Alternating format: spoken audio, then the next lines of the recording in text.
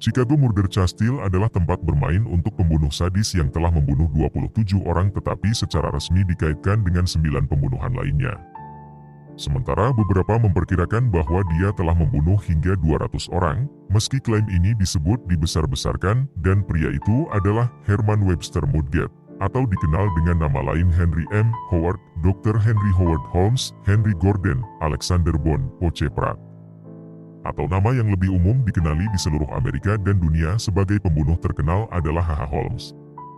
Holmes membunuh para korbannya dari tahun 1891 sampai tahun 1894. Pria yang lahir pada 16 Mei 1861 di Gilmanton, New Hampshire, Philadelphia, Pennsylvania, ini pun pernah membuat pernyataan kontroversial. Ia mengaku dilahirkan dengan sifat iblis dan tidak dapat menahan keinginan untuk membunuh. "Saya dilahirkan dengan sifat iblis dalam diri saya," kata Henry Howard Holmes. "Saya tidak dapat menahan fakta bahwa saya adalah seorang pembunuh, tidak lebih dari penyair yang dapat membantu inspirasi untuk bernyanyi, atau ambisi seorang intelektual untuk menjadi hebat. Kecenderungan untuk membunuh datang kepada saya secara alami seperti inspirasi untuk melakukan hak datang kepada mayoritas orang." Holmes dilahirkan dalam keluarga kaya dan menunjukkan tanda-tanda kecerdasan tinggi sejak usia dini, selalu tertarik pada kedokteran. Dia diduga menjebak hewan dan melakukan operasi pada mereka. Beberapa kisah hidupnya bahkan menunjukkan bahwa dia membunuh teman bermain masa kecilnya. Holmes bersekolah di sekolah kedokteran di University of Michigan, di mana dia adalah seorang siswa yang biasa-biasa saja. Pada tahun 1886 Holmes pindah ke Chicago dan segera mendapat pekerjaan, padahal saat pindah ke kota itu, ia sudah menjadi buronan. Sebagai penipu dan fanatik, dia melarikan diri dari satu kota ke kota lain, menghindari hukuman penjara untuk berbagai penipuan. Bagaimanapun ia berhasil bekerja sebagai apoteker dengan nama Dr. H.H. Holmes. Segera setelah itulah dia tampaknya mulai membunuh orang untuk mencuri harta benda mereka. Pada tahun 1887, dia membeli sebidang tanah kosong di seberang jalan dari toko tempat dia bekerja dan mulai membangun gedung 3 lantai, yang katanya akan digunakan untuk apartemen dan toko. Rumah yang dia bangun untuk dirinya sendiri itu kemudian dikenal sebagai kastil pembunuhan. Holmes merencanakan lantai pertama untuk menampung seluruh blok etalase yang bisa dia sewakan. Lantai ketiga akan berisi apartemen untuk penghuni baru yang ingin menjadi besar di Windy City. Anehnya, beberapa penduduk yang tidak curiga itu akhirnya menjadi korban Holmes. Para korban itu harus melihat lantai 2, lantai yang diduga penuh dengan ruang sesak napas, labirin, dan tangga tersembunyi. Rumah itu selesai dibangun pada tahun 1892 di puncak karirnya yang terkenal, selama pameran Columbia Dunia di Chicago pada tahun 1893, dia diduga merayu dan membunuh sejumlah wanita, biasanya dengan bertunangan dengan mereka dan kemudian membunuh mereka setelah mengamankan kendali atas semua tabungannya.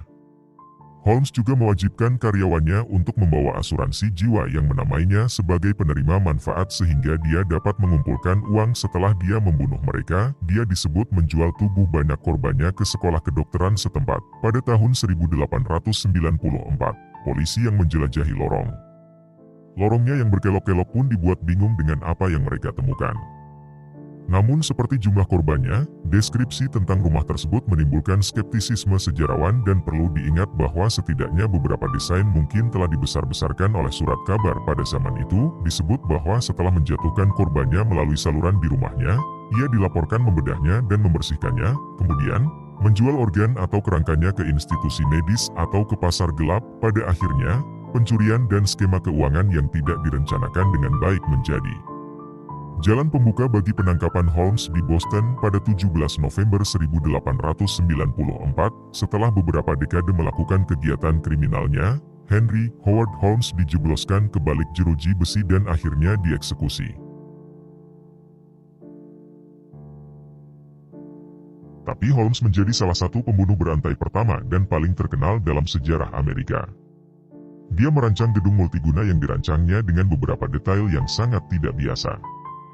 Ada tangga rahasia yang muncul di ujung lorong ruangan tanpa jendela yang seluruhnya dilapisi asbes untuk meredam suara, beberapa ruang rahasia, dan lemari besi yang dikunci dari luar.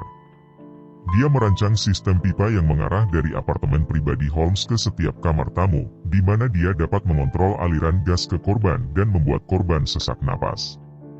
Dan detail yang paling menakutkan adalah saluran yang diminyaki, 3 kaki kali 3 kaki atau 0,9 meter yang cukup besar untuk tubuh, mengarah langsung ke ruang bawah tanah, tempat dia memasang tempat pembakaran kremasi dan lubang kapur yang digunakan untuk menghilangkan bau busuk, yang disebut puri pembunuhan. Dan segalanya akan menjadi lebih mudah baginya karena Chicago pada saat itu sering dikunjungi oleh banyak orang untuk menonton acara terbesar di dunia dan banyak berkumpulnya calon korban yang baru pada kala itu, dan pastinya jutaan orang akan mencari hotel untuk mereka menginap. The Chicago World's Fair juga dikenal sebagai The World's Columbian Exposition. Bagi Holmes, ini membantunya dalam 2 cara utama. Pertama, itu mengalihkan perhatian dari lingkungannya, di mana dia baru saja menyelesaikan lantai ketiga Mansion, sehingga dia dapat menawarkan kamar untuk para turis. Dengan mata semua orang tertuju pada tontonan dan tidak ada mata yang tertuju padanya untuk daftar wanita hilang yang semakin meningkat. Hal kedua yang dilakukan ke Chicago World's Fair hanyalah memberi makan lebih banyak korban kepada Holmes, Manny dan Nanny Williams.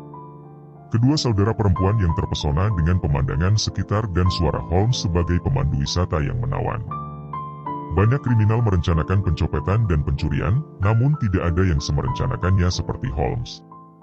Beberapa hari setelah kunjungan mereka ke pameran tersebut, pada bulan Juli 1893, saudara perempuan Williams menghilang dan menjadi korban terakhir yang diduga sebagai korban Holmes di Chicago. Kisah Holmes berakhir dengan hukuman gantung, namun bukan karena pembunuhan siapapun di Chicago dan seluruh korbannya, tapi dia telah dijatuhi hukuman mati karena membunuh teman lama dan rekan bisnisnya, Benjamin Pitezel.